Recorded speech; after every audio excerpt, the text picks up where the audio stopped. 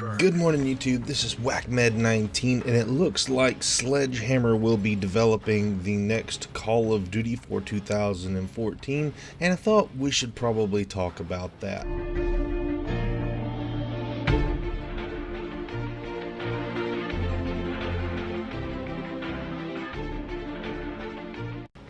So what it is that's important about Sledgehammer making Call of Duty for 2014 is that there will be a third developer making Call of Duty games. Now, Sledgehammer has been in cahoots for previous Call of Duties, and they're no stranger to giving other developers a hand, but whenever your name is on the title, whenever you are the one that is definitely and absolutely on the hook for duck and cover for the actual game, and it's all up to you, it means something extra. So if this is a one-time deal so that the other two developers, being Treyarch and Infinity Ward, can have a bit of a break, then that's a bad thing. I don't know what to expect. I don't think anybody knows what to expect if this is just a one-time deal. But if they're getting in a 3-year rotation, then there's some really cool things that could happen.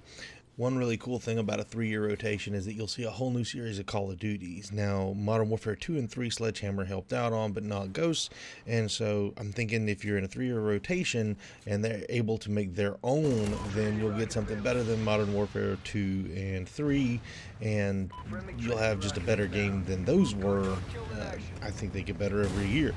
So if there's a whole new series of games, so you may have, Ghosts 1, 2, and 3, and then you may have Black Ops, 1, 2, 3, 4, 5, whatever, and then you may have something new, like Ghosts is something new, this whole new series of storylines. Now, the storyline doesn't particularly matter to me too much, except that it does have some bearing and influence on, whatever it is that is going on in the multiplayer game, and that's really kind of cool in my opinion, that you'd have 3 different ones all rotating kind of around the same thing, being Call of Duty in general.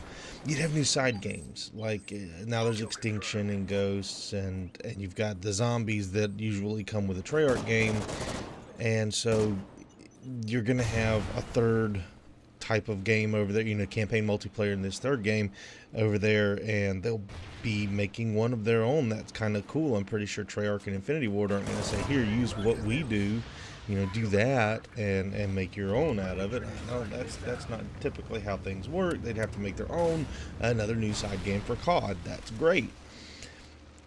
They could leave the Quake engine, and I think that this is the most important thing. If you've got a 3-year time frame between your Call of Duty games, then you can leave the Quake engine. You've got time to rewrite. You've got time in a span, instead of getting something wrong and then just having to push something out the next year.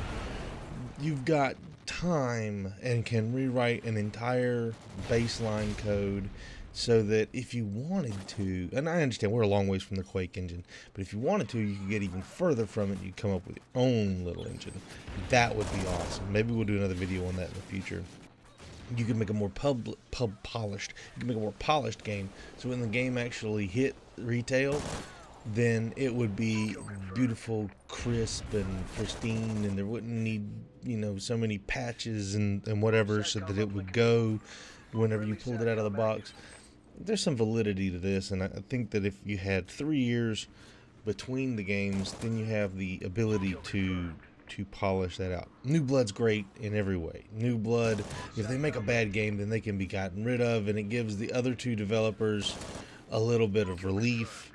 If they do a great job, then they can stick in the rotation, and that's going to help for all of the things I just enumerated, because Sledgehammer could give you a new perspective on how Call of Duty should work.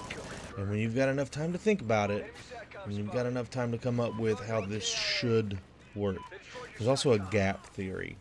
If you make a bad Call of Duty, as one of these developers, if you make a bad Call of Duty, Call of Duty is one of the best-selling titles on the entire planet, and if you make a bad one, it's going to be 6 years before you get a replacement for that income, for that revenue. It's going to be 6 years before you're making the money again that you should be making off your Call of Duties, and that is going to scare developers, I think, into putting a little more time and effort into making their Call of Duty if it's going to be 6 years instead of 4 between these money makers. Let me know what you think in the comments down below. Thanks. Have a great day.